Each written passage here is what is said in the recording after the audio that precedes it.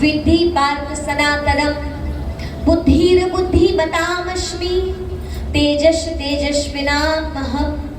भगवान कहते हैं मैं इस संसार रूपी वृक्ष का बीज हूं। और कैसा बीज? जो कभी नष्ट नहीं होता है। स्थूल भी बीज जो है वो पेड़ निकला, आगे बढ़ा, ऐसे देखा जाए ऐसे हो गया।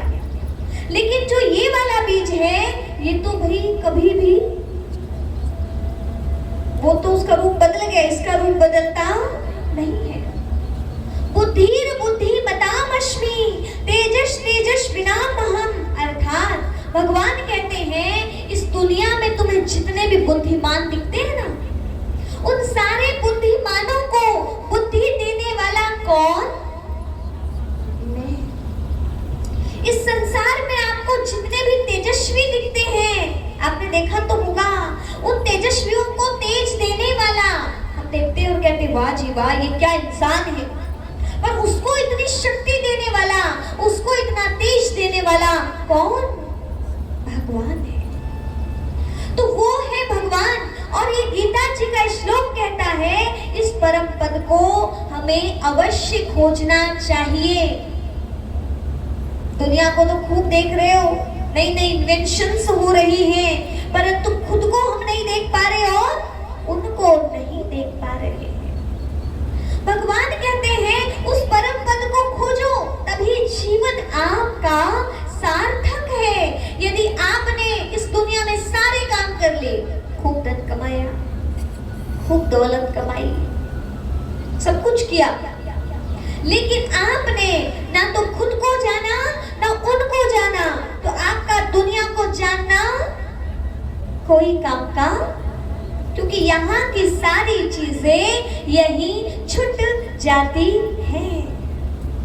यदि आप ईश्वर को खोजेंगे, यदि आप परम पद को खोजेंगे, तो वही आपके साथ, बोलिए, वही आपके साथ, उन्हीं का तो साथ आपको आगे बढ़ाएगा, वही तो आपको साथ देंगे, वही तो आपके साथ जाएंगे। अब आगे कोई भी वृक्ष होता है तो आपने देखा होगा उसको जल तो डालना पड़ता है। बिना जल के आपके घर का पौधा आगे बढ़ जाता है? डालते हो? हाँ। तो इस संसार रूपी वृक्ष का सिंचन ये त्रिगुणात्मक सृष्टि है। कौन सी सृष्टि? 3 गुणों वाली। ध्यान थोड़ा इधर रखिए, अभी मैथमेटिक्स वाला सब्जेक्ट चल रहा है, ठीक है? त्रिगुणात्मक सृष्टि, 3 गुण, सतोगुण, रजोगुण और तमोगुण।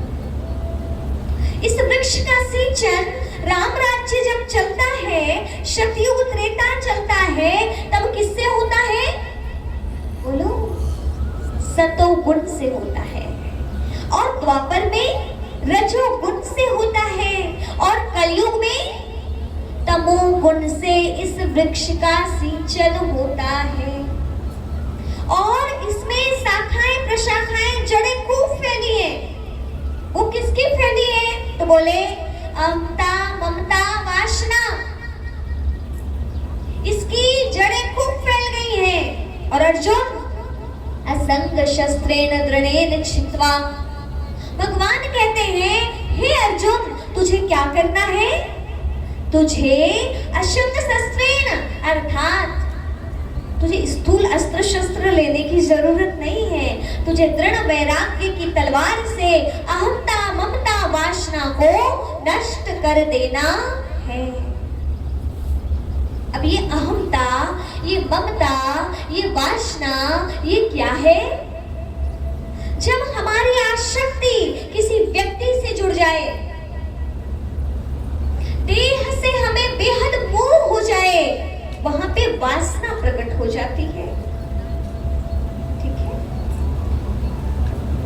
और भी जहां कहीं भी दुष्वृत्ति पड़ जाए, विकृति आ जाए, वही तो वासना है। जहां ईश्वर वास नहीं करते, जिस दिल में चीजें वास करने लगती हैं, जिस दिल में वस्तु वास करने लगती है, भगवान का वास हट गया तो वो क्या बन गई? वासना हो गई। वास नहीं, किसका वास नहीं? जहां राम नहीं वहां काम है, जहां काम नहीं वहां राम। रवि रजनी कभी हो ना सके एक ठाव, यदि सूर्य है तो अंधकार नहीं, और अंधकार है तो वहां प्रकाश नहीं है। यदि काम है, कामनाएं हैं, वासनाएं हैं, मतलब वहां पर राम नहीं है। तो देखना है कि हमारे अंदर क्या है, और यदि है तो उस जल को चेंज कर लेना है, उस जल का सिंचन बदलना तो पड़ेगा। अहमता, ममता, ममता मतलब माया हो, जानते तो हो, ये मेरे, ये मेरे, ये मेरे। अहमता, मैं, और ये अहमता ममता वासना की जो प्रशाखाएं फैली हैं अर्जुन, इनको काट दिया जाए। अर्जुन कहते हैं ठीक है, अर्जुन कहते हैं ठीक है। अर्जुन एक एक बातों को भगवान की सुनते हैं, हम भी अभी सुन रहे हैं। कल तक हमने समझ लिया कि भगवान साकार होते हैं पर वो है निराकार, और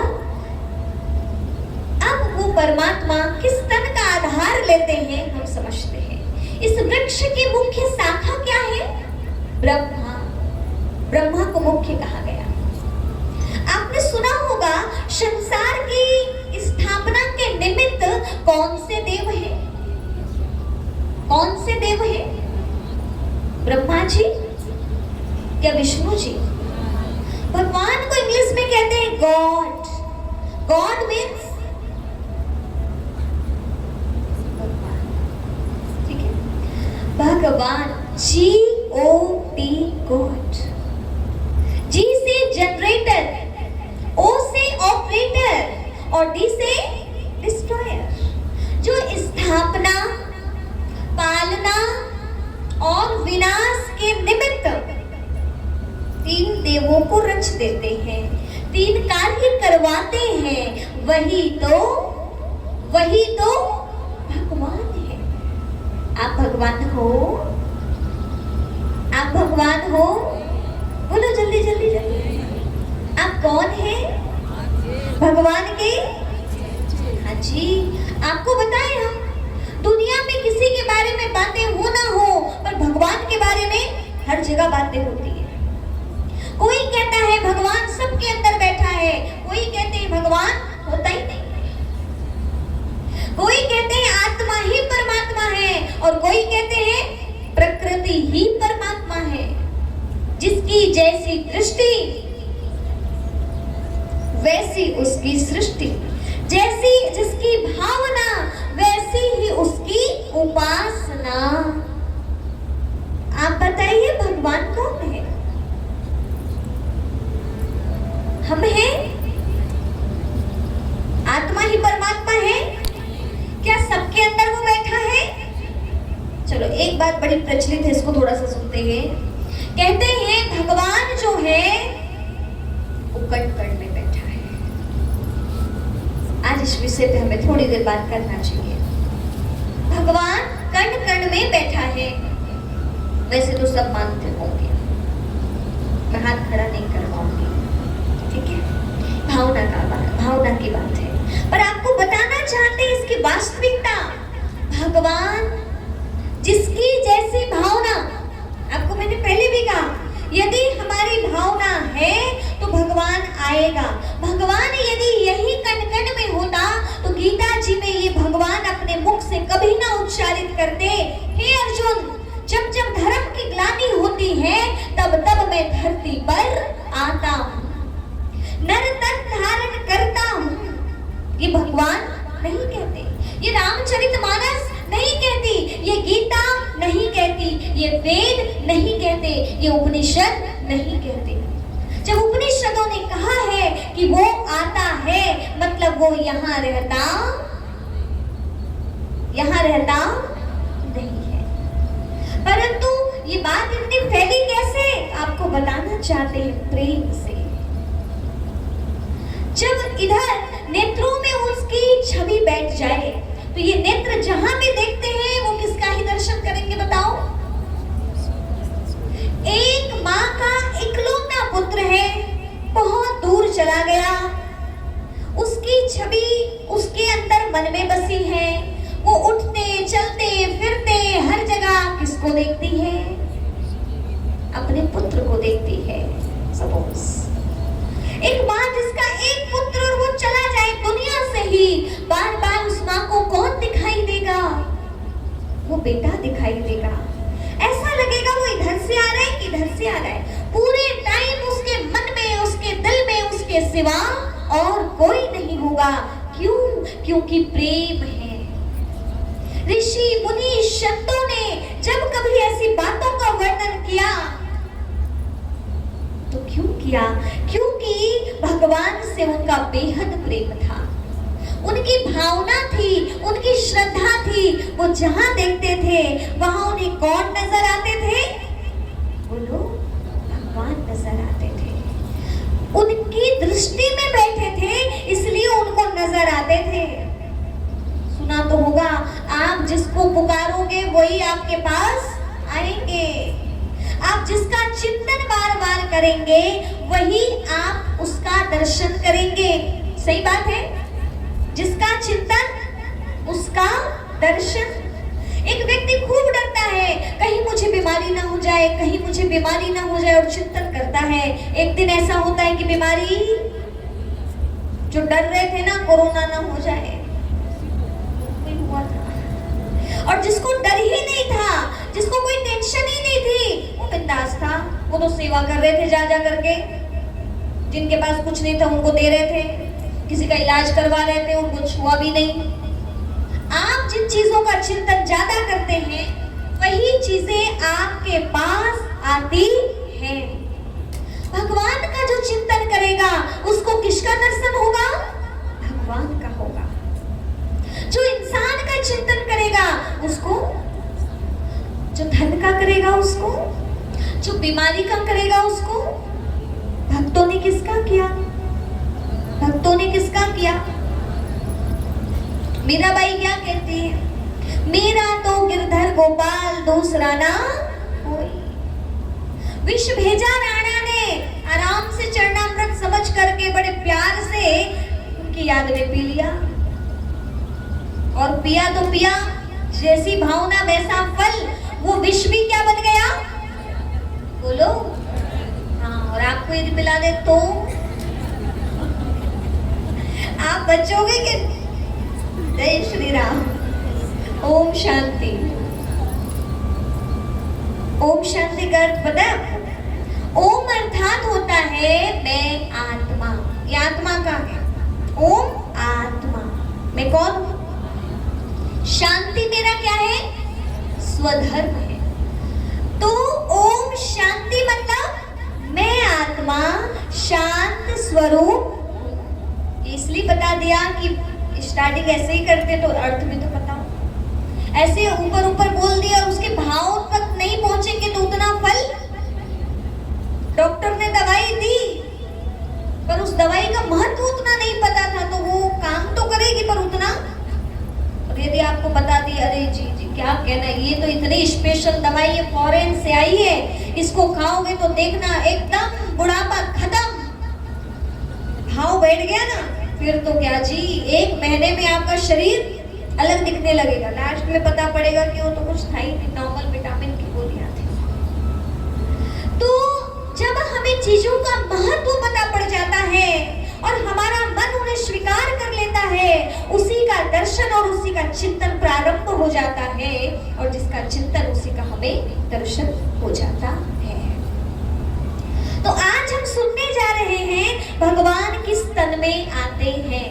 इंसान यदि बिगड़ा है तो भगवान का अवतरण इंसान के नर तन में ही होगा, नर तन में ही होगा। पशु के तन में आएंगे, पक्षी के तन में आएंगे नहीं, किसके तन में आएंगे? इंसान के। और आइए आज अब हम ब्रह्मा जी के तरफ आगे बढ़ते हैं। ब्रह्मा जी कौन? सृष्टि के स्थापन करता। ठीक है, अब ये स्थापन करता तो है, पर ब्रह्मा जी की स्थापना कहां से हुई? सुनना तो पड़ेगा। बताइए, ब्रह्मा जी कहां से प्रकट हो गए? ब्रह्मा जी ने पूरी दुनिया बनाई, ब्रह्मा जी कहां से आए? बताओ, ब्रह्मा जी कहां से आए? ऊपर से? हाँ, नीचे से? ब्रह्मा जी की उत्पत्ति, जो हमारे आदि पिता हैं, जिन्होंने सृष्टि को रचा है, उसकी स्टोरी हमें पता नहीं है, तो हम दुनिया की बातों को खुद जान के भी क्या कर लेंगे? आज हमारे ब्रह्मा जी की पूजा नहीं होती है। कहाँ होती बता? अजमेर एक तो पुष्कर में मंदिर, इक्का दुक्का, और इतनी सारी बातें छिपक डली हुई हैं कि कई बार तो सुन सुन के लगता है कि ये आदि पिता है या कोई और है। इसीलिए आज यदि आप समझते हैं कि हम सनातन धर्म के हैं, आप लोगों को लगता है, तो बैठ के पूरा सुनना। आज ब्रह्मा जी का जीवन समझने का समय आ चुका है। इतनी सारी जो बातें हैं ना ब्रह्मा जी के बारे में, क्या क्या बताऊं मैं? बेटी पर मोहित हो गए, उनकी मनसा पुत्री थी, उन्हीं से विवाह कर लिया, और भी पता नहीं कितनी बातें हैं। और आपने अभी तक जो सत्य वचन किया है ना, वो नहीं करना है। आज पूरा दिमाग लगा करके सुनना है, और ना आए तो आश्रम में आके पूछ लेना, ठीक है? इधर रुके, पता तो होगा आश्रम का है। हाँ, और आपको एक चीज और बता देते, ये जो अपना 7 दिन का चल रहा है, 7 नहीं, आगे भी चलेगा, आगे यहाँ नहीं, दूसरी जगह। परंतु और भी जितने भी प्रश्न होंगे, अभी ना एक पेन कॉपी लेके आना चाहिए आप लोगों को, और उसमें नोट करते जाना चाहिए। और यदि जिसको ये अच्छी स्ट्रॉन्ग है, तो फिर तो जरूरत ही नहीं है। सबका कहाँ छप जाएगा? बोलो बोलो, यहाँ। ठीक है, तो प्रश्न फिर याद भी रहने चाहिए, तभी तो करोगे। इसलिए आज सुनिए सभी। दूसरे धर्म वाले कहते हैं, हाँ हाँ मालूम है, आपके कृष्ण जी ने तो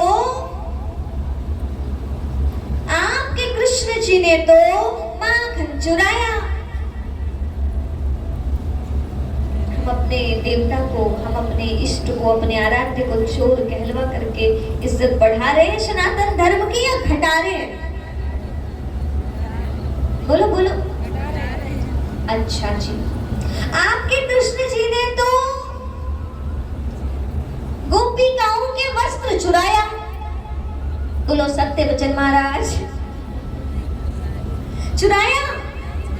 अरे हमारे कृष्ण जी, यदि हम उन्हें कह रहे हैं कि उन्होंने गोपिकाओं के वस्त्र चुराया, उन्होंने माखन चुराया, और तो कृष्ण जी की 16,108 थी, हमारी भी 2-4 हो जाए तो क्या फर्क पड़ता है? जब हम ऐसी बातें अपने मन में रख लेते हैं और इन तथ्यों को नहीं समझते, तभी तो हमारा सनातन धर्म की हालत है। जो सबसे ऊंचा है, जो सनातन है, जिससे सारे धर्म आए हैं बाद में, मूल तो यही है। पर आज हम अपने आराध्यों को देख रहे हैं, अपने इष्ट को देख रहे हैं, उनके जीवन में क्या बातें थी, क्या समाहित था, और हमने क्या स्टोरी समझ लिया है। सोचो सोचो, आपके गणेश जी तो चूहे पे बैठते थे, थोड़ी सोचने की भी बात है। अब गणेश जी इतने बड़े और चूहा, बोलो बोलो। नारायण जी ने सती वृंदा का सतीत्व भंग किया, सत्य वचन महाराज। शंकर जी कामातुर हुए, बिल्कुल सही। मतलब यदि हम अपने सारे देवी और देवताओं को ऐसा बना के रख देंगे, तो किसको अपना आदर्श बनाएंगे? बोलो ना, क्या लगता है आपको? इसलिए आज दोनों कानों को खोल करके सुनना है, चाहे बात ब्रह्मा जी की हो, चाहे बात कृष्ण जी की हो।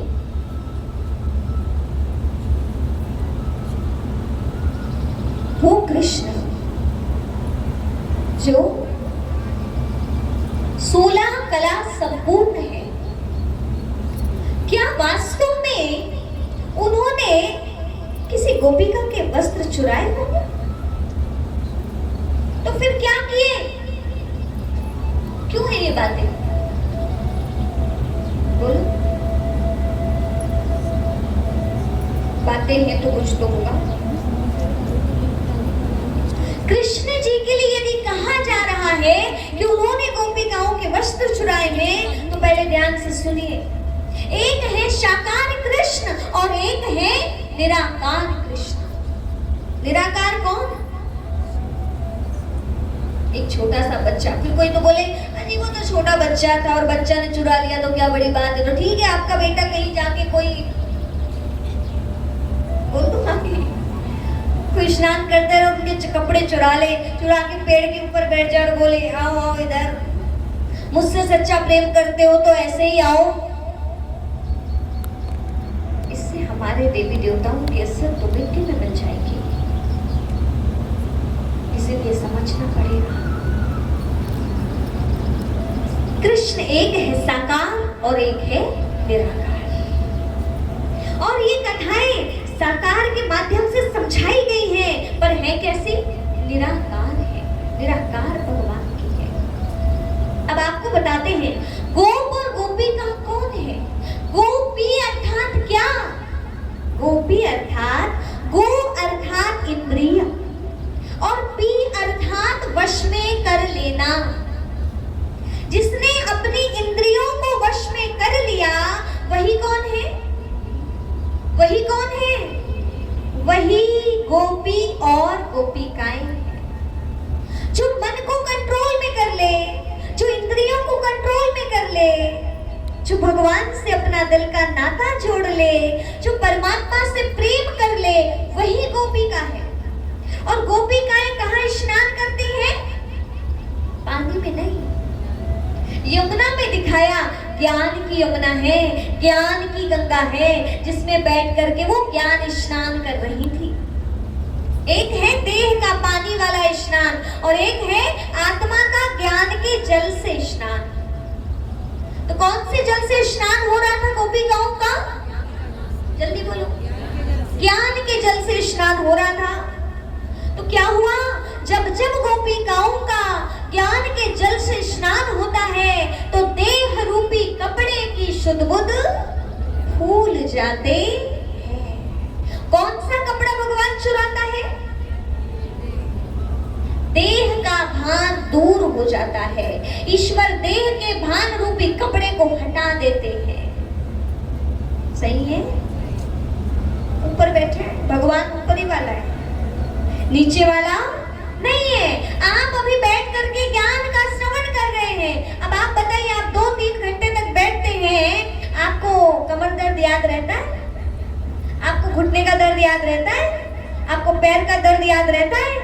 जब आप ज्ञान सुनने बैठती हो तो सारी की सारी तन की सुध बुध भूल जाती हो। गोपिन ने सुध भूली रे, कपड़ों की सुध भूल गई। कपड़े रख दिए, कपड़े एक तरफ हो गए। कौन सा कपड़ा? शरीर रूपी कपड़ा, जिसको गीता जी में बताया गया, वासान से जीर्णानि यथा विहाय नवानि घृणाति नरोपराणि तथा शरीराणि विहाय जीर्णानि यानि शय्याति नवानि देहि। और जाने लगते हो तब समझ में आता है पैर बैठे बैठे दर्द हो गया। पर यहाँ है तो सब भूल गए। अब आगे की लाइन में ऋषि मुनि ने बहुत गहरी बात कही है। वो कहते हैं, वहां पे स्वयं कृष्ण जी के मुंह से बुलवा रहे हैं, यदि तुम मुझसे सच्चा प्रेम करती हो तो ऐसे ही आओ। ये कपड़ा ही तो है जो आपके और हमारे मिलन में बाधक बन रहा है। कौन सा कपड़ा? कौन सा कपड़ा? स्थूल कपड़ा नहीं, ये देह कपड़ा है। और जब तक आप देह के भान में बैठे रहेंगे तब तक निराकार से आपका मिलन नहीं हो सकता है। यदि आपको निराकार से मिलन करना है तो आपको क्या करना होगा? देह के कपड़े की सुध-बुध भूलनी ही पड़ेगी और आत्म भाव में स्थित होना ही पड़ेगा। समझ में आया? ये है। अब अगली बात, कृष्ण ने माखन चुराया। यहाँ पे भी निराकार की बात है। वो किसी और के घर का गोपिकाओं के घर का माखन लेते हैं। और गोपिकाएं कौन? ये गोपिकाएं साधारण नहीं थी। पूर्व जन्मों में इन्होंने खूब तपस्या किया था। ये ऋषि मुनि संत थे और इन्होंने कहा था, प्रभु जब आप आए ना तो हमें अपने साथ रखना, हमें आपके साथ राज करने का मौका जरूर दिलाना, हमें आपका साथ जरूर दिलाना, हम आपके साथ होना चाहते हैं। ये गोपिकाएं जिसका मन उनके कंट्रोल में है, जिनकी बुद्धि ईश्वर से लगी हुई है, जो पूर्व जन्मों से खूब मेहनत कर रहे थे परमात्मा को अपने साथ पाने के लिए, उनके साथ रहने के लिए, ये गोपिकाएं हैं। और इनके मन को, इनके चित्त रूपी माखन को किसने चुराया है? भगवान ने चुराया है। ईश्वर को चित्त चोर भी कहा जाता है। कौन सा चोर? चित्तरथार। हाँ, यही ना? ठीक है, तो चित्त चोर है। क्या कहते हैं? शंत हृदय नवनीत समाना। शंत का हृदय कैसा होता है? माखन की तरह होता है, साफ, स्वच्छ, क्लीन, सफेद। जिसका मन, जिसका हृदय, हृदय मतलब ये वाला नहीं, ये स्थूल हार्ट है और एक ये होता है स्पिरिचुअल हार्ट। भगवान कौन सा हृदय चुराएंगे? ये वाला तो ठीक है, जो भी है, ये तो बदल के दूसरा लग जाता है, पर ये वाला वही का वही रहता है।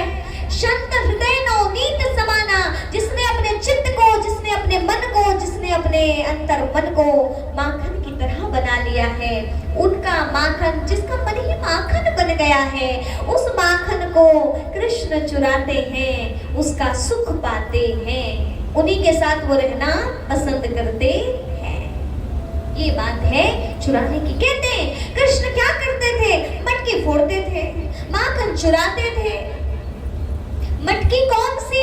भगवान जब धरती पर आते हैं तो हम सब में ना देह भान की मटकी लगी हुई है, और देह भान की मटकी में माखन नहीं, छाछ मिलता है। इस देह का सुख ज्यादा नहीं होता। वैसे तो गर्मी में छाछ काफी अच्छी लगती है, पर कीमत किसकी ज्यादा होती है? छाछ की या माखन की? बोलो बोलो। तो इधर वाला माखन और इधर वाला, यदि देह भान में रहोगे तो खट्टा, थोड़ा मतलब वैल्यू थोड़ी कम। देह भान में भी व्यक्ति बहुत कुछ पा सकता है, पर आत्म भान में स्थित हुआ इंसान वो साधारण नहीं, वो असाधारणता को पाता है। तो भगवान आते हैं तो कौन सी मटकी फोड़ते हैं? हे अर्जुन, देह के भान से ऊपर उठ जा और आत्म भान में टिक जा। इस देह की मिट्टी को, इस देह की मटकी को कैसे दिखाया? फोड़ दिया ज्ञान के बल से, और छाछ अलग हो गई। जो सार की चीज है उसको ले लिया, जिसने अपना चित्त को ऐसे बना लिया, उसको ले लिया। फिर तो क्या है? गोपिकाओं का वर्णन है, छचिया बर छाछ पे नाच नचावे। दुनिया भाग रही है भगवान भगवान भगवान के पीछे, और गोपिकाएं किसको नचा रही है? बोलो जल्दी। गोपिकाएं किसको नचा रही है? भगवान को नचा रही है। प्रेम को यदि चुनोगे, भगवान के प्रति समर्पण को यदि चुनोगे, तो भगवान आपके सामने नाचेगा। और यदि माया को चुनोगे तो आपको माया, दो चीजें हैं, या तो माया को चुनिए या तो उनको चुनिए। माया को चुनोगे तो नाचना पड़ेगा, ठीक है? नाचना तो अच्छा लगता है, नाच लेंगे कहना नहीं, नाचना मतलब परेशान भी होना पड़ेगा, हाँ, पसीना भी बहानी पड़ेगी। और भगवान को चुनोगे तो संसार से प्यार करोगे, माया से प्यार करोगे तो संसार में आपको घूमना पड़ेगा, थकना पड़ेगा।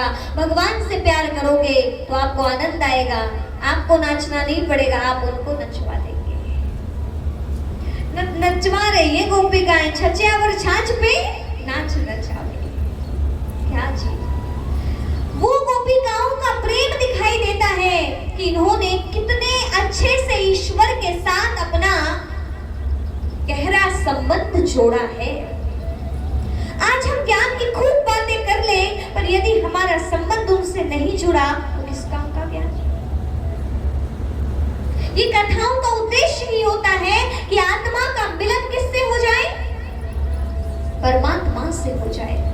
नदी की प्यास होती है, वो अपने स्रोत से निकलकर बहती जाती है, किधर जाती है, सागर की तरफ जाती है।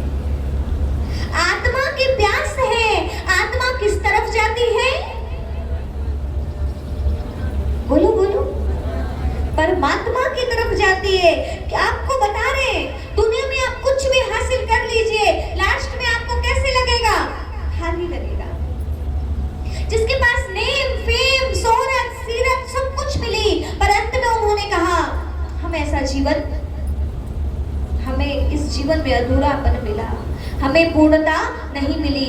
अल्बर्ट आइंस्टाइन, जिन्होंने दुनिया में बड़ी बड़ी खोजें कर दिया, जब उनका अंतिम समय आ रहा था, उनका एक बार इंटरव्यू हुआ था, उनसे पूछा गया क्या आप अगला जन्म भी ऐसा ही लेना चाहेंगे, वो इज्जत है आपकी, बड़ी बड़ी खोजें किया है आपने।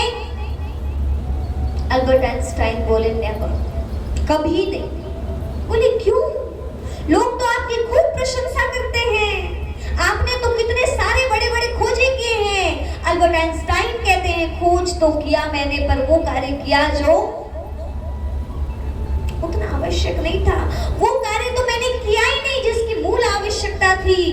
खोजें तो मैंने खूब की, पर मैंने उस खोजकर्ता की खोज नहीं की जिसने मुझे सारी खोज करना सिखाई। वो कहते हैं मैं अगला जीवन साइंटिस्ट के रूप में नहीं जीना चाहूंगा, मैं अगला जीवन एक आध्यात्मिक और धार्मिक इंसान के रूप में जीना चाहूंगा। यस, शुभ कोकिला कंठी लता मंगेशकर, नाम तो सुना होगा और गाने भी खूब सुना होगा। जब लता मंगेशकर जी से पूछा गया क्या आप अगले जन्म में भी यही बनना चाहेंगी, तो लता मंगेशकर जी कहती हैं नहीं। बोले आपको किस चीज की कमी है, आपके तो सुर में साक्षात मां सरस्वती है, लोग आपके सुरों को सुन करके परमानंद में खो जाते हैं, आनंद तो छोड़ दीजिए। लेकिन स्वर कोकिला कंठी लता मंगेशकर जी ने भी कहा था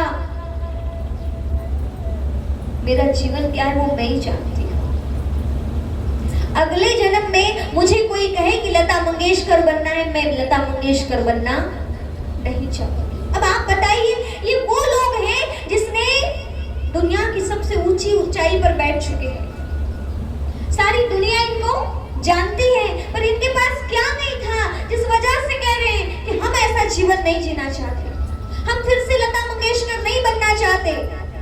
बोलो ना, सब कुछ पाया पर जिसे पाना था उसके साथ गहरा संबंध स्थापित नहीं हो पाया। अब समझने वाली बात यही है, हम दुनिया में कितना भी कुछ कर लें, लेकिन उनके साथ